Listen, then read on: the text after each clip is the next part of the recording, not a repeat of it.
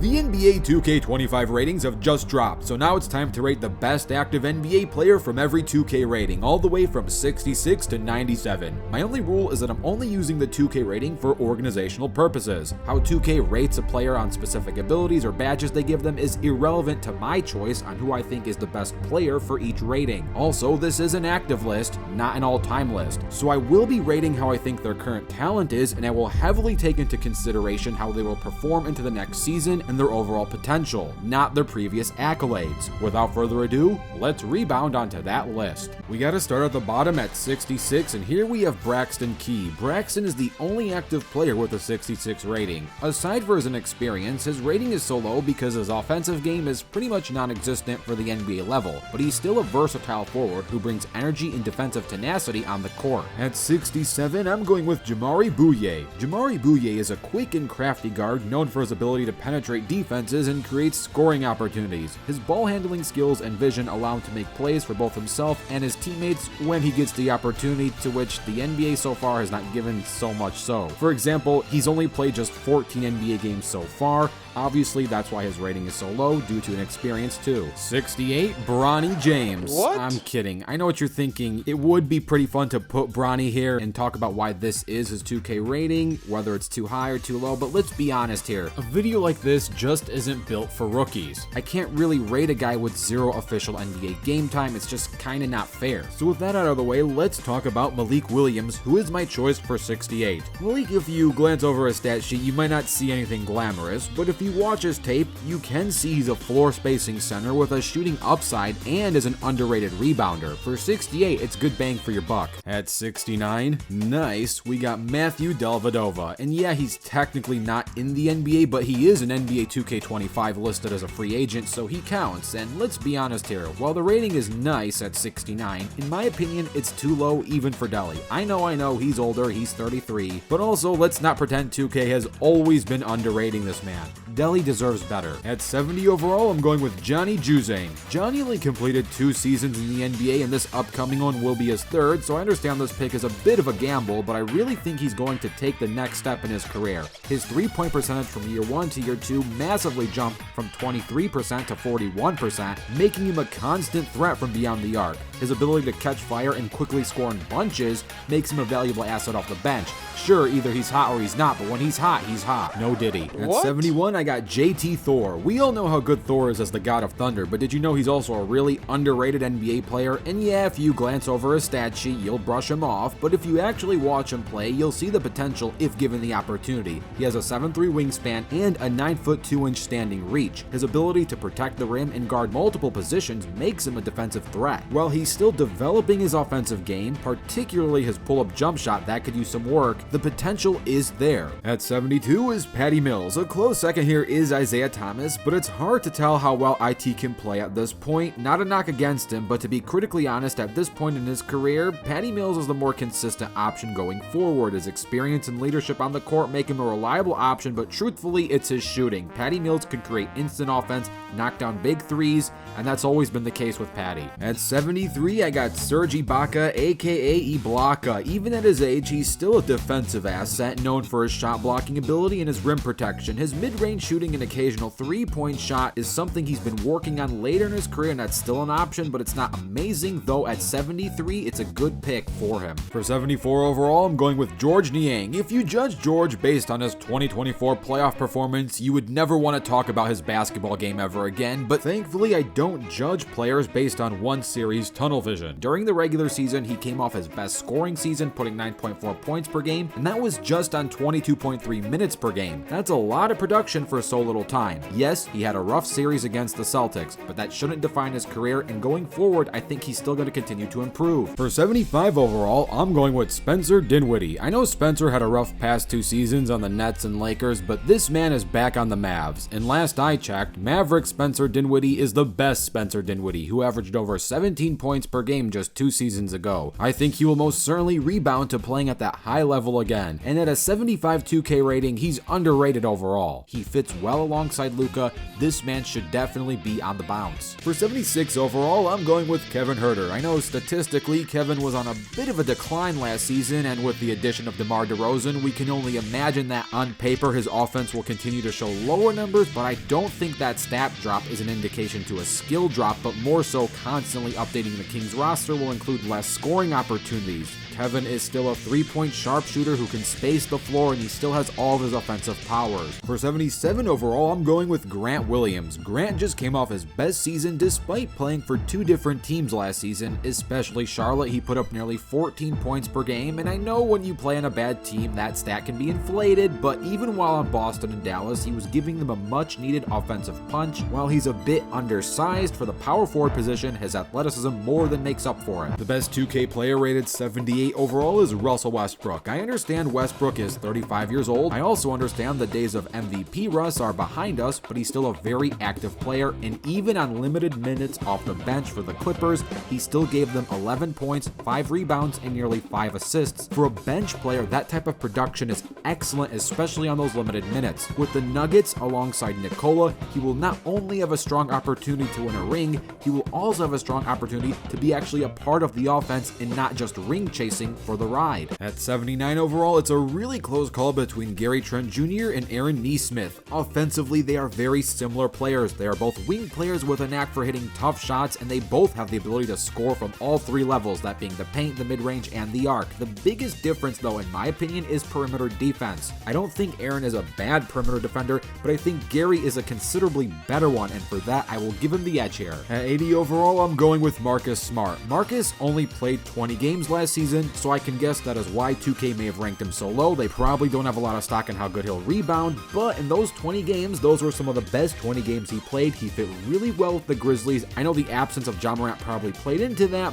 but hey, he's still an excellent defender. He's also a solid scorer, maybe not the best shooter per se, but he can slash, he's athletic. I think he will do great things this season if he stays healthy. For 81, Klay Thompson is a close second, but I'm going with Naz Reid. Naz Reid is the GOAT. The only reason why the Timberwolves lost to the Mavericks is because Naz Reid felt sorry for Luka Doncic. He's such a nice guy. Naz Reid should be rated 99 overall, but he's the best 81 overall. At 82, I'm going with Jalen Suggs. Jeremy Grant is a really close second here and probably the safer pick, but I really do think this upcoming season and going forward, Jalen is going to take the next step in his career. His ceiling is definitely higher than Grant's in my opinion. Jalen Suggs not only has his defensive tenacity and playmaking ability, he also has the ability to read the game and make quick decisions that allow him to excel in both transition and in half-court settings, which fits really well with Paolo Banchero. For 83 overall, I'm going with Desmond Bane. I think the Grizzlies just had a really unlucky season last season. I don't think they suck or lack talent, just a lot of bad events going on at one time. Desmond Bane is still a powerful guard known for his sharpshooting and physical defense. His ability to knock down threes at a high clip while also guarding the opponent's best perimeter player makes him a critical piece on both ends of the court. For 84 overall, I'm going with James Harden. Yes, Harden is 35, and yes, on paper, he had his lowest scoring season since his Thunder days, but I think that was a factor of sharing the rock with Paul George, Russell Westbrook, and Kawhi Leonard. Now that Russ and PG are off the roster, Harden will have plenty of scoring opportunities and go back to what he does best, which is get a bunch of free throws during the regular season and watch that dry up in the postseason. For 85 overall, it's a really close call between Rudy Gobert and Scottie Barnes. In my opinion, if you choose Rudy here, I would totally understand it. He's overall had the better career so far. He just won his 4th Defensive Player of the Year. It's a really good pick.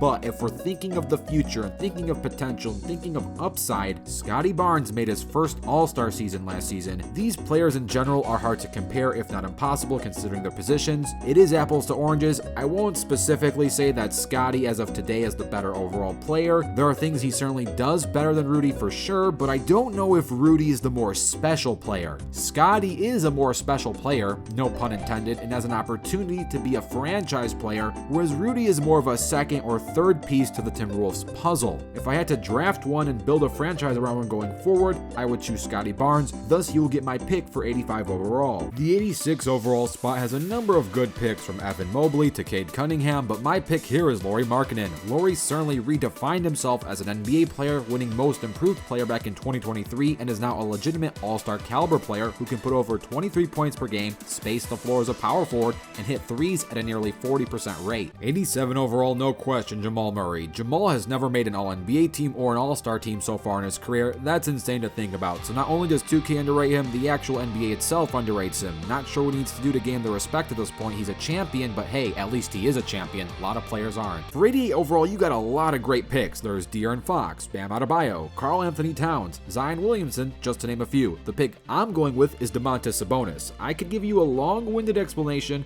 or I could just say the phrase 61 double-doubles. Couple that with the fact that he averaged 8.2 assists per game last season, meaning he was a 2-assist average away from averaging a triple-double. This guy has a lot of reasons to be the best 88 overall player. 89 overall also has a great selection of players from Jimmy Butler, Damian Lillard, Paul George, and Tyrese Maxey. Surprisingly, my pick here is Paolo Banchero. Now, if you noticed a common theme in this video, I am valuing present and potential future over past. If this was an all-time type ranking, sure, everyone else in the runners-up section would make a much greater case than Paolo would, aside for Tyrese Maxey because he's young and up and coming too. But going into this 2025 season, all of these players are Robins or Batman in their past prime. Paolo is a franchise player just about to enter his prime, yes, even though it's just his third season this season. For anyone who's done with the 90s, let's now talk about the 90s in terms of 2K ratings. And for 90 overall, this is a really close call between Ja Morant and Tyrese Halliburton. In a weird way, it's almost like asking, would you rather have Derrick Rose or Steve Nash, both healthy in their primes? Two completely different types of guards, though on paper they have the same position. Ja is always going to have the better highlight reel, Tyrese is always going to have the better stat sheet. Ultimately, as a point guard, who is the opposing defense going to fear more? And by fear more, I mean fear on the court. Off the court, they're going to fear Ja. While no one wants to be on the wrong side of a Ja post or dunk, in terms of totality and offensive schemes, the one they fear more will be Tyrese Halliburton. Because at least with Ja, you can stuff the paint and try to force him to become a shooter. They can't really do that with Tyrese. Tyrese has more tools in his chest box, and because Halliburton is the better shooter, I will give him the slight edge here. And 91 overall, it's Victor Wembanyama. He's the only active 2K player rated 91 overall, so lucky for him, he has no competition. I wonder if this rating is a little too high, or maybe not high enough considering his potential. Would you say he's a better player than Paolo Banchero or Sabonis as of right now? You tell me in the comments below. 92 overall is an absolute logjam between Kawhi Leonard, Kyrie Irving, Jaylen Brown, and Donovan Mitchell. The neck and neck debate for me is Brown versus D. Mitch. Brown is a finals MVP, but I don't want that trophy to cloud up the debate here. If these two players switch teams, who would be a champ and who would be bounced in the second round? Let's not forget how much attention Jason Tatum takes away from the opposing defenses and gives Brown plenty of scoring opportunities and easy points. Spida, on the other hand, has the whole entire defense coming after him. Just look at that Orlando Magic series. It was Spida or bust, and Donovan showed up. Mitchell is the better ball handler and playmaker, Brown is the better rebounder and defender. Though with Donovan's 6'10 wingspan, he can defend when he puts the pedal to the metal, though it's more inconsistent. Mitchell is a proven number one option, and for that I will give him the slight edge here. 93 overall is a close call between Anthony Edwards and Jalen Brunson. They are two completely different players with different skills. While you can say Ant-Man has a better supporting cast, you can also say that Brunson is facing lesser competition. Beating KD's Suns and Nikola's Nuggets is no easy task, even with a ton of help. Beating an injured 76ers team and then losing to the Pacers is not a fun way to wrap up the postseason. I know the Knicks got banged up too against the Pacers. If I had to sum up this debate in one sentence,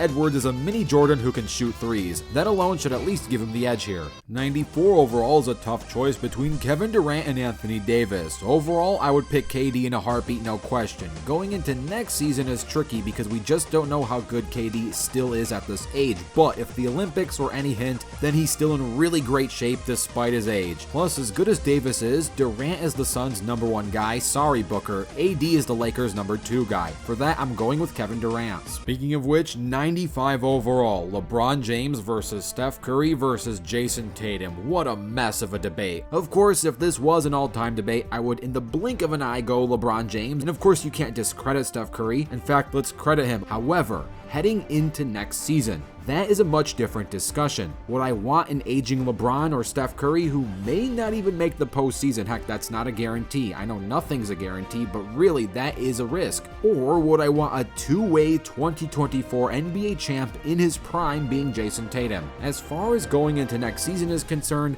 the pick here has to be Jason Tatum at 95 overall. The 96 overall debate is between Joel Embiid and Shai Gilgeous-Alexander. Both are great players. Shai has a really good shot at being the 2025 NBA MVP, so I don't want to use Joel's past MVP trophy as some sort of reason for giving him the spot. And yes, this is apples and oranges. How the heck do you compare a guard to a center? And I know Joel Embiid is sorta injury prone, but assuming he has a full healthy season, with that in mind, Joel, before he got injured last season, was about to have a historic season and could have been a back-to-back MVP, but I'm not going to use that as the reason why I'm picking him. Joel heading into next season, assuming he's healthy, knock on wood, is the more complete player. By no means I'm saying SGA is a bad player. He's great offensively. Joel is a great two-way player. Besides, comparing a guard to a center is nearly impossible anyway. And finally, last but not least, the 2K97 overall debate. Who is the best player in NBA 2K25? Nikola Jokić, Luka Doncic, or Giannis Antetokounmpo. Three international legends all competing for that top spot in this game, all with the same rating. How do you square this circle? Luka has the coolest highlights, Nikola has the nicest PER stats, and Giannis is the best two-way player. Who's the best overall player? That's hard to say. Luka's and Nikola's offense contribute to the overall team success in different ways than Giannis's defense does. What I will say is that Nikola is a point center, Luka is a point guard, and Giannis is more of a true power forward. Nikola being a point center is something the NBA has never seen before, especially at this MVP caliber level. Jokic's exceptional passing ability allows him to run an offense from the center position,